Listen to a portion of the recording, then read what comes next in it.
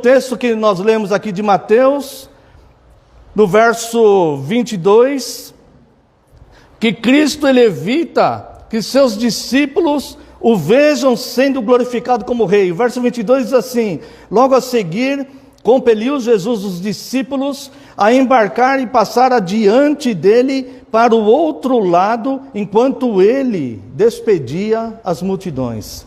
Logo a seguir o quê? Se você olhar o contexto aqui anterior, essa perícope anterior aqui, você vai ver a primeira multiplicação de pães e peixes.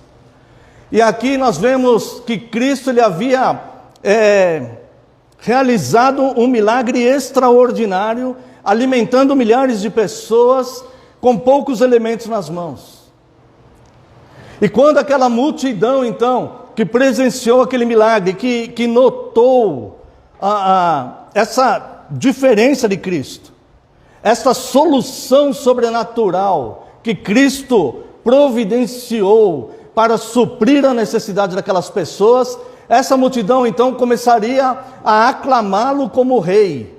E Jesus, por preservar os seus discípulos de qualquer tipo de orgulho, e estava ensinando e preparando os seus apóstolos para que um dia viessem a lançar os fundamentos doutrinários da igreja. Cristo os impele para atravessar o barco sozinhos e permanece ali despedindo as multidões. Eu quero convidar você para abrir sua Bíblia aqui no livro de João, capítulo 6, onde narra também esta multiplicação dos pães e dos peixes. E aqui em João, capítulo 6, no verso 15, existe a explicação do porquê Jesus despediu os apóstolos daquela maneira. Sabendo, pois, Jesus que estavam para vir com o intuito de arrebatá-lo para o proclamarem rei, retirou-se novamente sozinho para o monte. Então nós vemos aqui que Jesus ele toma uma providência. Jesus ele não aceita, ele não fica ali para aceitar os tapinhas nas costas pelo que ele fez, para aceitar aquela honraria toda, e ele evita então que seus apóstolos pudessem ser contaminados com algum tipo de orgulho, por se sentirem como aqueles que estavam com Cristo, com aqueles que estavam com o rei, e presenciarem toda uma cena que não era o propósito de Cristo. Cristo veio fazer algo muito sério nessa terra. Cristo não veio nesta terra para ser reconhecido como um rei humano, o rei de uma nação. Ele veio buscar e salvar os pecadores, e a missão dele era instituir a sua igreja, que mais tarde ele instituiria lá em Mateus 16, a partir do verso 15. Então Jesus ele preserva os seus apóstolos. Obrigado.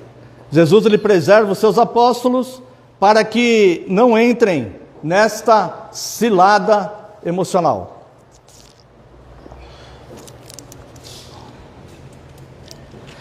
Depois no verso 23, despedidas as multidões, subiu ao monte a fim de orar sozinho. Em caindo a tarde, estava ele só. É uma sequência do verso anterior, irmãos. A necessidade de trocar a glória conferida pelos homens por momentos de real valor que é com Deus. O que eu quero dizer para a amada congregação, que o mundo ele é composto de ilusões. E muitas vezes as pessoas se sentem poderosas ou reconhecidas quando os homens a estão glorificando.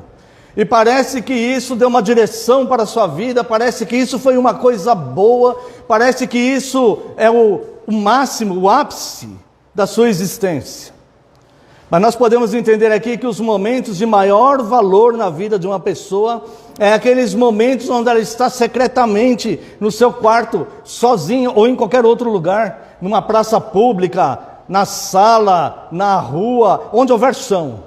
E ela está ali sozinha com Deus, confessando a Ele os seus pecados, a sua incapacidade de ser melhor, confessando a Ele as suas tendências e seus pensamentos perversos, falando para ele das tribulações que tem passado na vida, apresentando a ele preocupações com seus filhos, com seus cônjuges, ou com qualquer outra situação que o está afligindo. Estes momentos são os momentos mais preciosos da vida de um ser humano. E Cristo, que tinha uma obra excelente, porém muito difícil a realizar, ele evita então essa honraria dos homens, que seria visível para os seus discípulos, lhe daria um status humano talvez maior do que ele poderia conquistar de outra maneira. Ele troca esta honraria dos homens por momentos sozinhos com o seu Deus, momentos sozinho com o seu Pai, porque ele sabia que ali estava a força para ele cumprir aquela obra tão difícil, que nenhum de nós nem sequer chegará perto. É como o céu se distancia da terra. Nós nunca vamos chegar perto de passar o que Cristo passou. E Ele fez isso por amor a nós. E a nossa breve, momentânea tribulação aqui, muitas vezes nos traz sentimentos de incredulidade, o perverso coração da incredulidade. Simplesmente porque nós não fazemos essas coisas, nós nos preocupamos muito mais com o que os homens estão fazendo, ou falando a respeito de nós, ou pensando sobre nós, do que aqueles momentos de íntima e secreta oração com Deus. E esta oração vai envolver, irmãos, não somente orar a Deus, mas orar e ver o que Deus fala através da sua escritura, que é a sua revelação. Depois disto, o texto continua, verso 24, entretanto o barco já estava longe, a muitos estádios da terra. Estádio era uma forma de medir distância, né? Como nós temos hoje quilômetros, milhas, léguas. Eles usavam essa medida de distância aqui.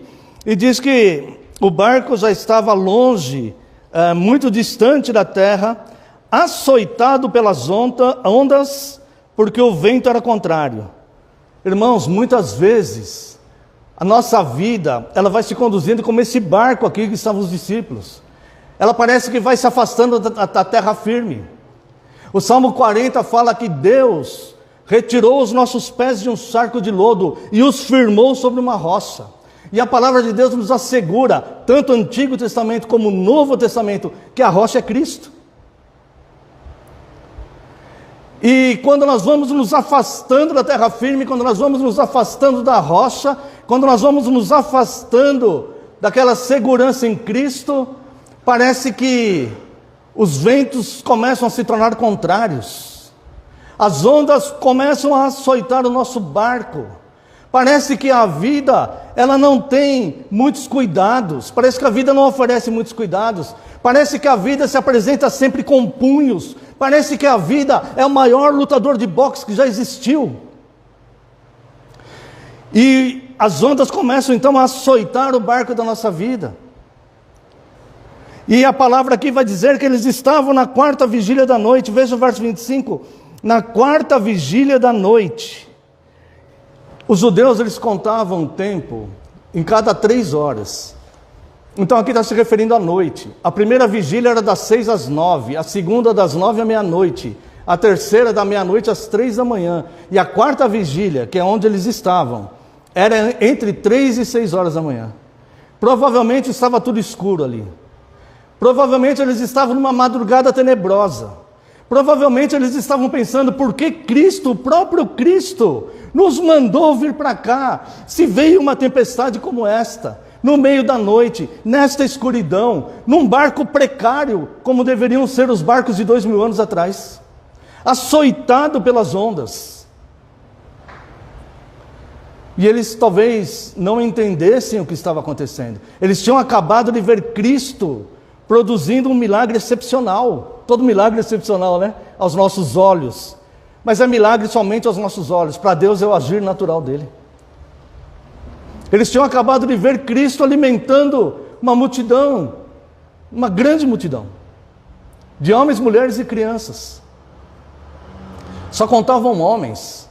Haviam 5.000 pessoas, só contavam homens. Imagina para cada homem uma esposa e 2 filhos. Havia uma grande multidão ali. Mas mesmo que fosse só os 5.000, já seria um grande milagre. E os discípulos, então os apóstolos, à noite, no escuro, cheios de incerteza, cheios de temores, que o texto vai revelar aqui, que eles tinham medo, que eles estavam com medo, eles chegavam a gritar de medo. 12 homens, alguns deles experientes no mar, que eram pescadores, os ventos e as ondas açoitando o barco, e homens experientes, gritando de medo. Muitas vezes, irmãos, nós não gritamos para que outras pessoas ouçam. Muitas vezes os nossos gritos são silenciosos, mas nós estamos gritando dentro de nós. Nós estamos tão aflitos, nós estamos tão perplexos com coisas que acontecem, nós estamos tão abatidos muitas vezes na vida, que clamamos sozinhos, como se estivéssemos numa escuridão, como se sentíssemos as ondas açoitando sem misericórdia a nossa vida cheia de inseguranças. Não sabemos se dá mais vontade de pular no mar ou de esperar um raio cair ali e acabar com tudo. Muitas vezes o ser humano está nessa situação, só porque é um ser humano, só porque este é o resultado da queda dos nossos pais lá no Éden. Quando nossos pais lá no Éden caíram, a palavra de Deus diz que a terra se encheu de maldição e trouxe o pecado ao mundo. E o pecado gera morte, o pecado gera insegurança, o pecado gera angústias e aflições. E a palavra de Deus não diz que nós não passaríamos por essa vida sem angústias nem aflições, não diz isso. Diz que muitas são as aflições do justo, mas ao justo, que é justificado com Deus, o Senhor os livra de todas. Todo mundo passa por aflições. Muitas são as aflições do justo, mas o Senhor os livra de todas. E talvez aqueles apóstolos não tivessem muita consciência do que estava acontecendo ali, que para eles teria sido muito melhor estar no momento de oração com Deus, porque é Deus que livra das aflições. Talvez eles não tivessem consciência ali que Cristo os poupou da ilusão do orgulho, que domina fortemente o ser humano, que acha que não precisa de Deus. O ser humano confia no seu intelecto, ele confia na sua conta bancária, ele confia na sua igreja, ele confia nos seus amigos políticos, ele confia nas suas influências, e acha que não precisa confiar em Deus. Mas quando o corpo estiver numa sepultura, o clamor e a confiança da carne estará lá também, e o Espírito estará completando uma nova ordem de coisas, onde tudo aquilo que ele colocou como prioridade para a sua vida não tem mais importância nenhuma. Agora as prioridades são outras. Agora não é mais poder, não é mais crescimento material, não é mais prosperidade, não é mais prazer carnal, agora não é mais nada disso. Agora é a nova Jerusalém celestial que ele contempla ali, e que ele está vendo pessoas usufruindo de uma paz indescritível, vivendo na glória de Deus, sem mais medo, sem mais lágrimas, sem mais temores, sem mais tristeza, sem mais preocupações. E ele se vê ausente disso, e o clamor dele agora é outro, é totalmente diferente. Mas os discípulos talvez não tivessem muito dessa convicção, e naquela escuridão Jesus, verso 25, foi ter com eles andando por sobre o mar.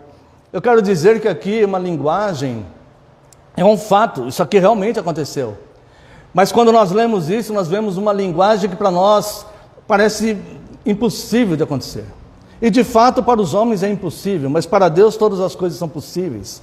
Mas eu quero dizer para você que em todos os seus momentos de reflexão e oração com Deus, no teu secreto, no teu quarto ali, quando ninguém está te vendo, quando ninguém está te dando tapinha nas costas, quando você está sozinho e angustiado, clamando, recorrendo a Ele, para que te livre das aflições do momento que você está passando, o agir dele é sobrenatural, é tão sobrenatural quanto que eles viram Jesus andando por sobre as águas. É tão sobrenatural como ver um corpo físico andando sobre as águas, sobre a superfície das águas. A forma com que Ele trata de nós ali, a forma como Ele estende as mãos para nós, a forma como Ele apresenta a direção, a forma como Ele consola, é um fato real. No entanto, é tão sobrenatural como você vê um homem andando sobre as águas. E aqui então, verso 26, os discípulos, ao verem Cristo andando sobre as águas, ficaram aterrados e exclamaram: é um fantasma. E tomados de medo, gritaram. Gritaram está no plural aqui. Diz que eles gritaram. Não foi apenas um que se assustou e gritou. Eles gritaram. E eles que estavam convivendo com Cristo, que tinham acabado de ver Cristo fazendo um milagre maravilhoso ali da multiplicação dos pães e peixes, eles não reconhecem Cristo agora. E olha só, eles pensam que é um fantasma. Irmãos, eu quero afirmar para os irmãos que o ser humano ele tem uma tendência para acreditar mais em fantasmas do que em Cristo. Ele tem uma tendência para acreditar mais que as coisas vão dar errado do que as coisas vão dar certo. Ele tem uma tendência maior para acreditar no copo meio vazio do que no copo meio cheio. Porque ele não descansa no poder maravilhoso e sobrenatural daquele que o criou, daquele que enviou o seu próprio filho para resgatá-lo do seu próprio pecado. Ele prefere passar uma noite angustiado, em claro, em insônia, tomando remédios para dormir, do que ir no seu lugar de refúgio, orar e ler as Escrituras. Porque ele não sabe descansar em Deus. E por que isso? Porque seu coração está mergulhado na perversidade da incredulidade, que o impede de confiar em Deus. Prefere os remédios, prefere a bebida alcoólica, prefere os namorados e as namoradas, preferem os amigos, preferem a noite, preferem ligar a televisão, preferem pegar o celular e olhar as redes sociais. Essa é a preferência do ser humano.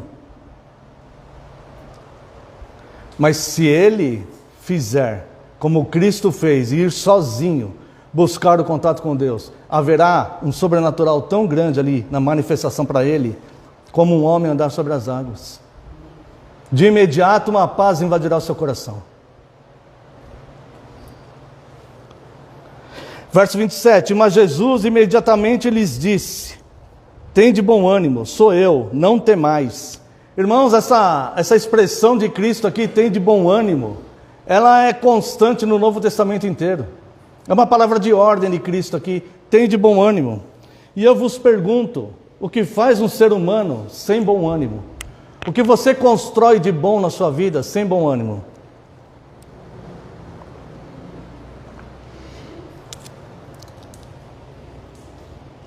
Cristo, ele apela para um elemento emocional que é fundamental para que o homem tenha confiança para viver. É o bom ânimo. E ele fala: tende bom ânimo, sou eu, não temais. Não é um fantasma que está vindo sobre você, é o próprio Cristo.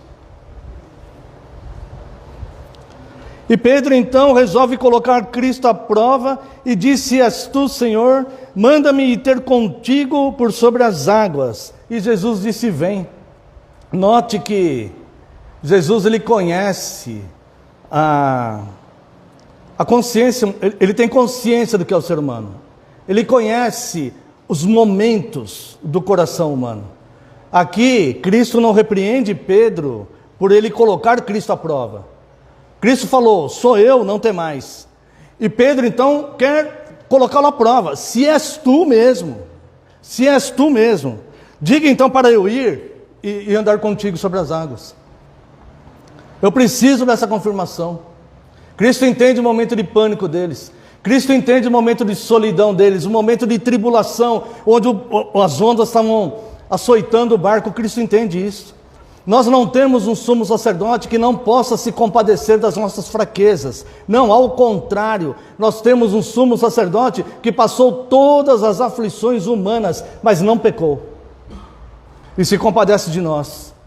E conhece as nossas inseguranças e as nossas fraquezas. Tua mulher não conhece as tuas inseguranças e tuas fraquezas. Teu marido não conhece todas as tuas inseguranças e tuas fraquezas. Mas Cristo conhece. E ele fala: vem, vem. E o mais inacreditável de tudo para mim nesse texto não é Cristo andar sobre as águas, é Pedro ir também. E Pedro então resolve descer do barco e foi caminhar com Cristo, que demonstra que ele confiou. Ele confiou em Cristo.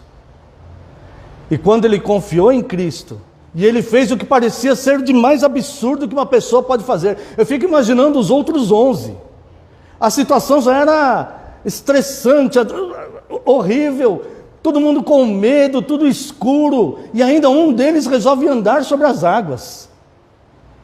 O que mais poderia acontecer nesse cenário? E Pedro desceu ali e andou de fato, porque Cristo falou: vem. E ele creu, e ele andou sobre as águas. Para Pedro, era impossível andar sobre as águas. Mas para Cristo, para Deus, nada é impossível. Muitas coisas são impossíveis para os homens. Muitas soluções que você não vê saída, talvez não tenha saída mesmo. Para você seja impossível. Mas para Deus tudo é possível. E é por isso que é melhor os momentos de oração secreta no seu quarto, colocando a boca no chão, ajoelhado, do que os momentos de glória quando você está levando tapinha nas costas. Porque aquelas mãos que dão tapinha nas costas não pode resolver o teu problema no dia mau. No momento da aflição ela não pode resolver. Mas aquela oração naquele quarto pode. Porque o próprio Deus nos ensina a orar por tudo, em todos os momentos. E Ele diz que muitas são as nossas aflições, mas Ele nos livraria de todas. E Ele diz no Salmo 91, verso 15, que na nossa angústia Ele estaria conosco. É muito melhor os momentos de aflição e angústia, com a boca no chão do quarto, orando e clamando a Deus, do que os momentos de glória, levando tapinha nas costas e sendo reconhecido pelo que você não é. Verso 29, verso 30. Pedro estava andando já, e reparando, porém, na força do vento, teve medo, e começando a submergir, gritou: salva-me, Senhor. Aqui está o problema da humanidade, irmãos. Aqui está o problema da humanidade. Reparar demais em algo que não tem valor nenhum. Visão desfocada. Não saber reconhecer o que tem valor, o que é verdadeiro, o que é certo, o que é seguro, do que é temporal, é passageiro, coisas que não têm valor. E ele começa então a reparar na força do vento. Ele já estava andando, imagina isso, ele já estava andando olhando para Cristo. Mas aí ele começa a reparar na força dos ventos. O pessoal começa a reparar nos irmãos, começa a reparar na vida do outro, começa a reparar nos problemas, começa a reparar na situação do país, começa a reparar num monte de coisa. Começa a reparar nos nãos que ele tem levado, que ele tem ouvido na sua vida. Ele começa a reparar nessas coisas e começa a exaltar essas coisas, a superestimar essas coisas. E vai deixando de lado o que é importante, o que é verdadeiro, o que o fazia caminhar quando ele estava olhando e confiando. E reparando nas ondas, submergiu. Mas ao submergir, ele gritou: salva-me, Senhor. Irmãos, este é o quarto em secreto. Este é o quarto em secreto, onde você grita: salva-me, Senhor. Onde você grita: salva-me, para o único que pode te ouvir e o único que pode se salvar de fato. E vemos aqui: e prontamente. Olha que legal, você comparando com o verso 27, mas Jesus imediatamente lhes disse, tem de bom ânimo. Quando Jesus percebeu ali que eles estavam com medo e eles começaram a gritar pensando que era um fantasma, imediatamente Jesus falou: sou eu, calma, tem bom ânimo, não temas. Aqui quando Pedro submergiu, quando Pedro começou a afundar e ele gritou: salva-me, ele gritou desesperado. Uma pessoa que está se afogando, ela grita desesperada, não é com delicadeza que ela grita. Ela grita no desespero. E ele grita: salva-me, Senhor. E no verso 31, prontamente Jesus estendeu a mão. Por que será que quando os discípulos gritaram de medo, Jesus imediatamente lhes disse: não temas, sou eu? Quando Pedro se desesperou que estava submergindo e gritou: Jesus, salva-me, Cristo prontamente estendeu a mão. Por que será que tudo isso foi tão rápido e aquela tempestade não passava? Por que será? Se Cristo estava compadecido do medo dos apóstolos, se Cristo se compadeceu de Pedro que estava afundando, por que ele não deu ordem às tempestades se ele tinha esse poder? O texto vai nos revelar. Verso 31, e prontamente Jesus, estendendo a mão, tomou e lhe disse. Jesus tirou ele, que estava se encaminhando para o fim do abismo, com sua própria mão. Cristo tocou ele, pegou ele, puxou ele para cima. É assim que Cristo salva cada um de nós. Exatamente assim. E tirou ele, e colocou ele no barco. Colocou ele a salvo, mas repreendeu a falta de fé dele.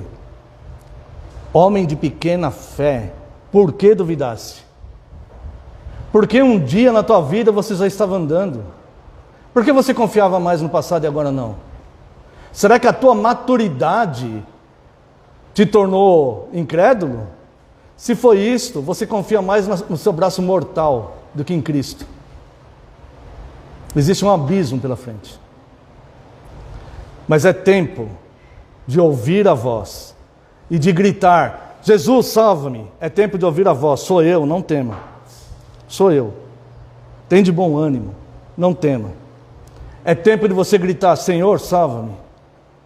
E é tempo dele prontamente estender a mão para você e te içá-la para cima.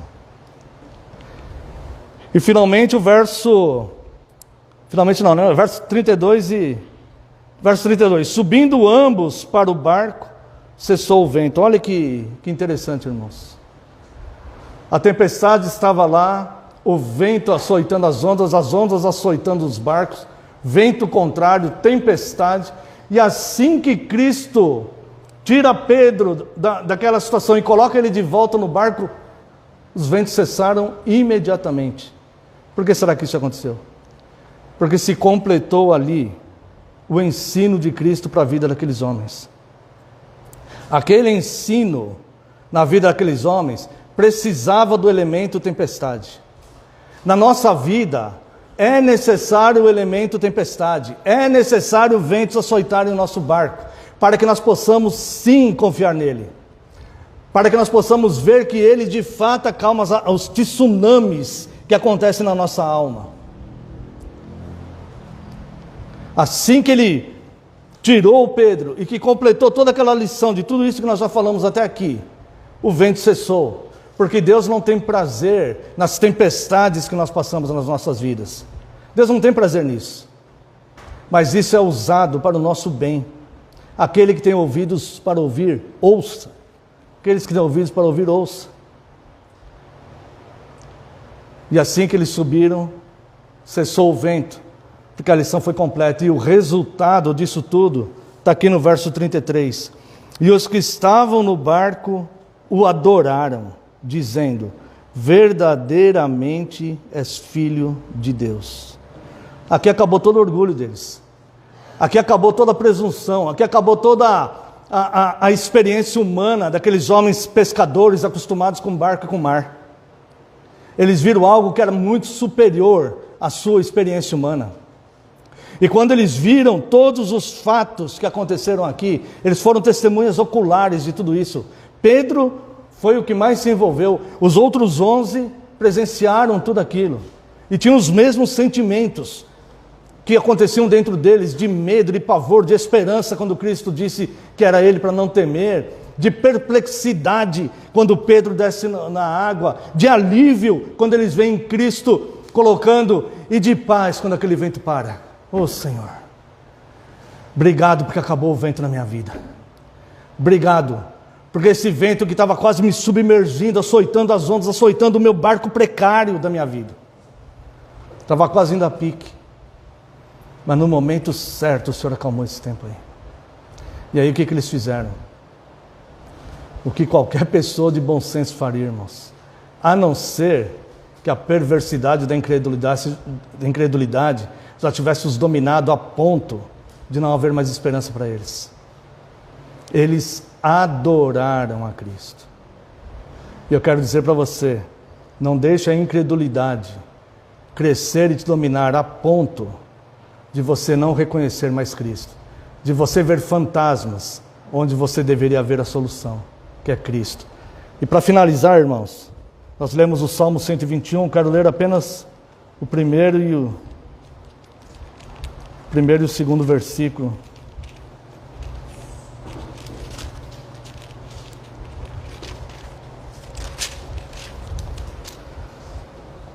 Só o primeiro versículo, o primeiro e o segundo. Salmo 121. Elevo os meus olhos para os montes, de onde me virá o socorro? O meu socorro vem do Senhor, que fez os céus e a terra. A tendência dos homens, nos momentos de angústia, de perplexidade, de aflições, é elevar os olhos para os montes. Alguns elevam os olhos para os montes dos problemas que o estão aterrorizando. Outros elevam os olhos para os montes das soluções que eles podem recorrer. Mas Deus propõe aqui uma solução muito mais elevada. Uma solução muito mais elevada. Ele fala assim, o teu socorro vem do Senhor que fez os céus e a terra. Se você reconhece que não é pouco poder ter feito os céus e a terra, eleve os seus olhos para Ele. Porque Ele sim é aquele que pode te tirar do fundo do abismo, te colocar salvo, e você vai ver o vento se acalmar na sua vida. Como resposta a esse sermão, convido a amada congregação, mesmo a sentar,